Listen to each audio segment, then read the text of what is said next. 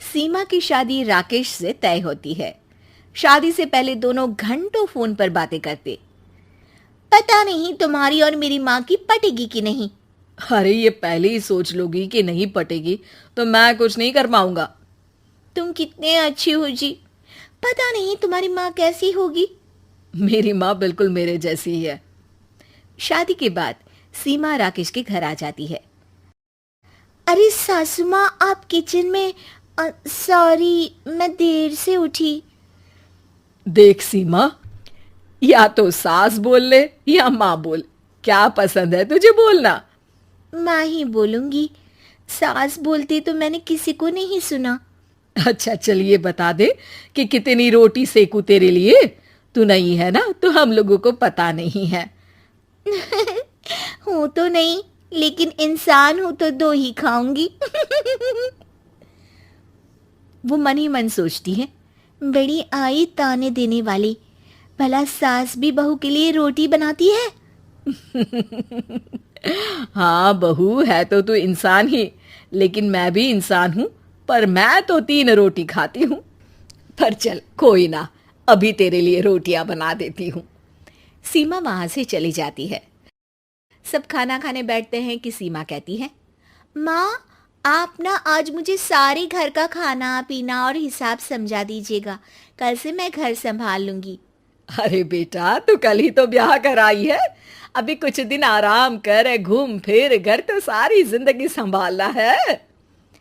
हाँ हाँ, पूरा घर खुद अकेली हड़पना चाहती है, तभी तो।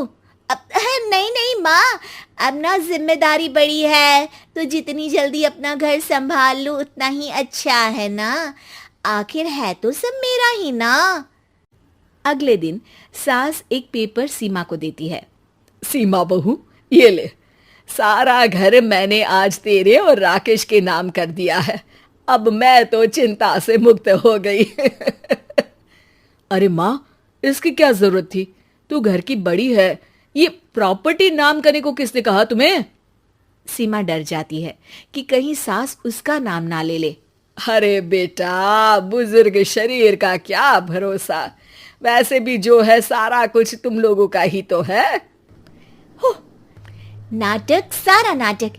हे भगवान, ये औरत तो थकती ही नहीं नाटक करते। शाम को कमरे में सीमा राकेश को कहती है, एक बात बताओ, ये ऑफिस से आकर तुम घंटों माँ के कमरे में क्या करते हो? अरे तुम भी आ जाया करो ना, सुन लो क्या बातें करते हैं। तब सीमा को ख्याल आता है कि क्यों ना एक दिन माँ बेटी की बातें छुपकर सुन ली जाए। तो वो दरवाजे के पीछे छुपकर दोनों की बातें सुनती हैं। अरे माँ, ये तो बता, मेरा बेटा होगा तो क्या नाम रखेगी? मैं तो कन्हैया नाम रखूंगी। उसके पैर में पायल डालूंगी और चोटी बनाऊंगी। वाह माँ, इतना प्यारा नाम। तो फिर मेरा नाम राकेश क्यों रखा? अरे बेटा, तेरा नाम तो तेरे पापा ने रखा था। राकेश उनका सपना था कि तू साइंटिस्ट बने। फिर दोनों माँ बेटा अपनी पुरानी जिंदगी और रिश्तेदारों की बातें करने लगते हैं। बाहर खड़ी सीमा सोचती है, लग रहा है कि बुढ़िया ने देख लिया है कि मैं खड़ी हूँ। कल फिर से सुनती हूँ कि ये लोग कैसे मेरी बुराई करते हैं। लेकिन अगले दिन भी वही होता है।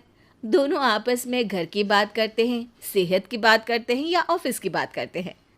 फिर वो समय भी आ जाता है जब सीमा माँ बनती है। उनके घर में बेटी पैदा होती है। राकेश और सीमा बच्ची को लेकर घर आते हैं कि तभी बेटी का नाम कान्हा तो सोच रखा था। देखते हैं बेटी हुई है तो क्या करेंगी। खुशी थोड़ी ना होगी बुढ़िया को।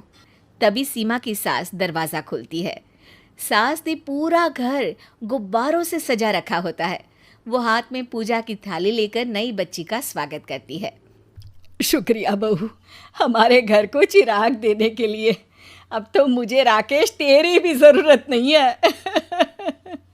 ये बोलकर वो बच्ची को गले लगाकर रोने लगती है। पता नहीं खुशी में रो रही है या बेटी होने का दुख है इनको। देखो तो माँ कितनी खुश है सीमा। पता नहीं, मुझे तो लग रहा है कि बेटी है इसलिए रो रही है। बेटी की चाहत में घर सजाया होगा। बस भी करो सीमा, मेरी माँ जितना भी अच्छा कर ले तुम हमेशा उनमें कमी देखती हो। ये बोलकर वो वहाँ से चला जाता है। सीमा देखती है कि कैसे सास बच्ची को खिलाती पिलाती, उसका ख्याल रखती, उसके साथ पूरी पूरी रात जगती और बच्ची से बहुत प्यार करती। माँ जी, मुझे तो लगा था कि आपको पोता चाहिए जिसका आप कान्हा नाम रखती। अरे नहीं सीमा बहू, वो तो राकेश ने पूछा कि बेटा होगा तो क्या नाम रखूंगी। पर सच बोलूं तो मुझे बच्चियां ही पसंद है। मेरी कोई बेटी नहीं थी, लेकिन तू आई तो वो कमी भी पूरी हो गई। लेकिन छोटी बच्ची को पायल पहनाना, उसको काजल लगाना वो शौक तो अब पूरे हो रहे हैं। सीमा सास की बात सुनकर भावुक हो जाती है और उन्हें गले लगा लेती है। मैं समझती हूँ तुझे भी कि तू क्या सोच रही है। हाँ, क्या? यही ना कि गलत फहमी कभी नहीं पालनी चाहिए, है ना।